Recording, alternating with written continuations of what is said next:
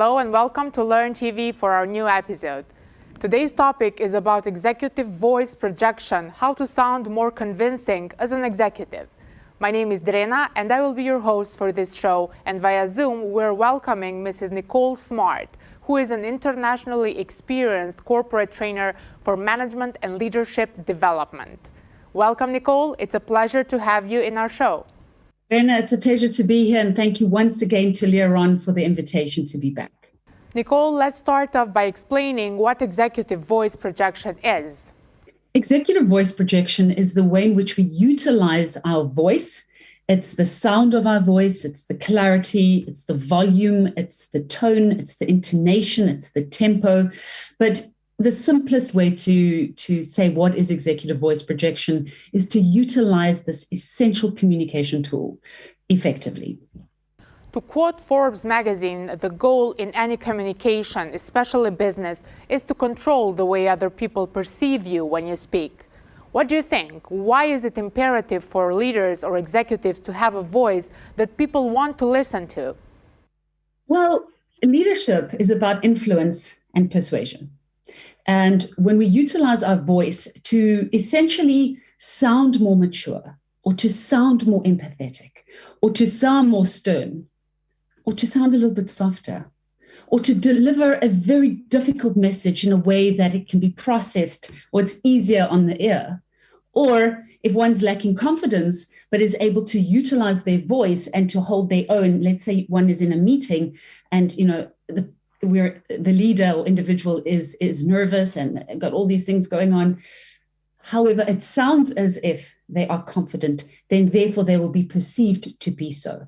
And so influence, persuasion, and all of these factors heavily depend on the manner in which we communicate the message. So of course, words are critically important, but we know the famous saying, it's not what you say, it's how you say it.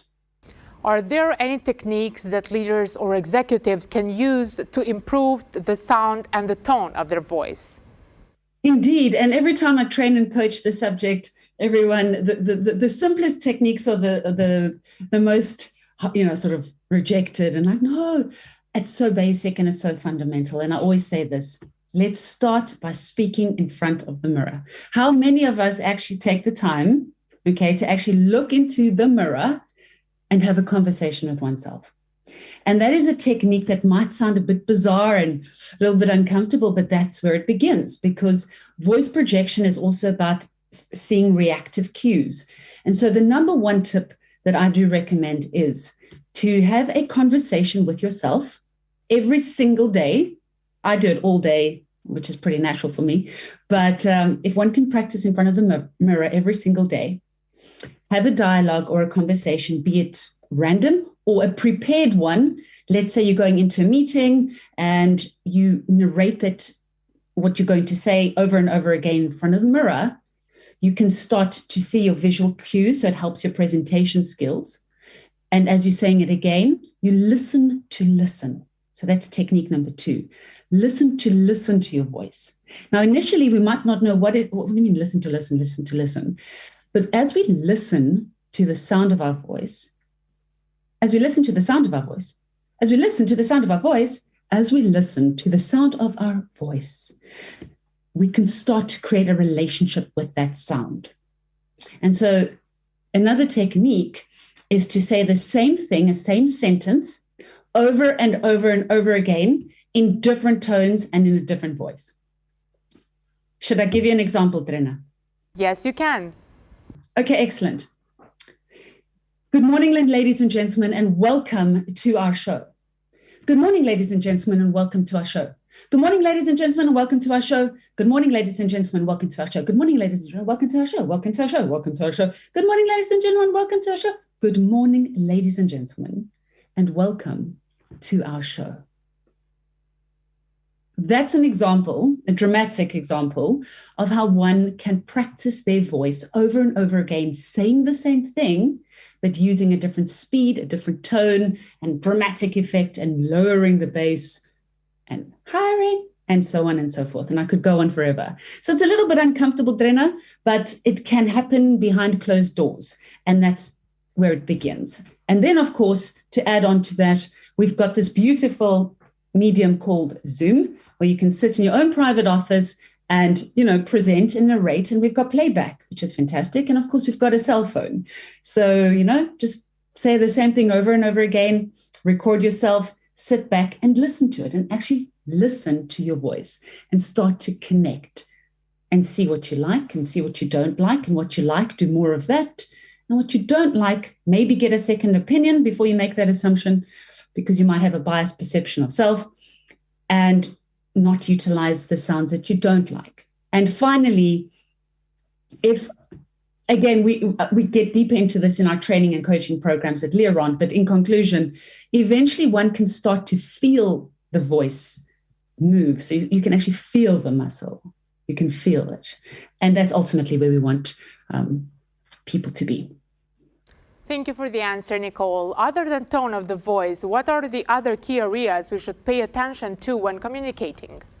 Well, of course, our facial expressions are critically important when we're communicating. So we need to pay attention, or it is important to pay attention to both our facial cues. Are we communicating on our face the message we want to communicate? And what I mean by that is often we are unaware of what our body language, so both our facial expressions, our frame, our hands, and so on, is communicating. So we might be, for example, very interested in a particular subject that somebody is talking about, but not demonstrating interest on our face. And if we aren't aware of that, then of course that's going to have a knock-on effect on the communication process, because the recipient is going to read into those cues and then respond accordingly, on which we're going to be responding to their cues. And so it starts with a sense of self-awareness of facial expressions, body language, of course, and also being mindful to study the facial expressions and body language of the people with which we are communicating. And that's also very important, such as cultural intelligence, for example, knowing which cultures, nationalities, backgrounds, and so on demonstrate particular body language cues, so that we can better communicate with those individuals, but also not misinterpret cues that might be foreign to the manner in which we communicate within our culture. So that's very, very important. And then, of course, there is the importance of words themselves and the actual content. You are well known for being passionate about the topic of conversational intelligence. Can you elaborate on this and share with us the importance of words in the communication process? Absolutely. I'm so passionate about Dr. Judith E. Glaser's version and book of conversational intelligence. And in her own words, if I may, she says that conversational intelligence is the mode through which we learn, grow, evolve, and navigate with others. So essentially, our conversations are a journey that we embark upon to evoke an understanding with one another. Now, in this multinational global world that we're communicating in, with different nationalities, backgrounds, cultures, and so on, the sooner that we can really get to understand what words trigger different cultures on that scale, or at an interpersonal level, really get to understand the people that we're working with and understand how our words and the selection of our words could be triggering or activating a negative response in our team members is so, so critical. And when we can harness this understanding, we can become better and more effective communicators. So it's not only learning what words we should be using, but it's also learning and understanding and assessing as to what words we shouldn't be using. And more critically, conversational intelligence involves how we frame or reframe our sentences. And that's why it ties in with the way, obviously, our facial expressions, our body language, and the way in which we frame our sentences. In addition to that, conversational intelligence explores how the relationship between our amygdala, which is our primal reptilian brain, as researchers refer to it as, and our prefrontal cortex, which is our newest, youngest executive brain, and the biochemistry of those conversations and the associated hormones that are activated through words, and in particular, oxytocin, which is now known to enhance trust in relations activated by words. So in principle, that is what conversational intelligence is and why it's so, so important for us in our organizations and our teams, because it also means that we can have difficult conversations.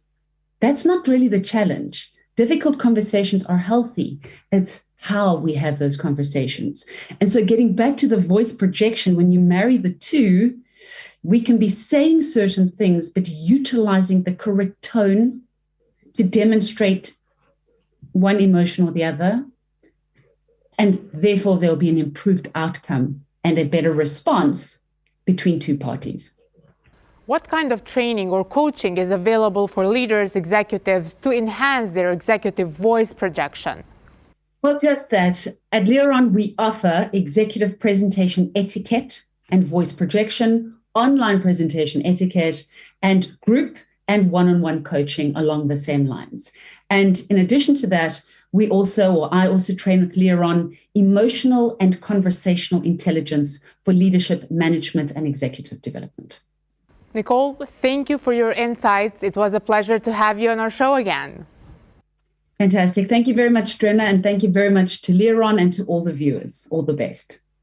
A big thanks to our viewers as well for tuning in. If you want to watch this episode or browse more topics, you can always visit our YouTube and Vimeo channels and watch our recorded sessions. For any suggestions on new topic of discussion, feel free to write to us or leave a comment and we will review it with our content team. Until next time, stay tuned.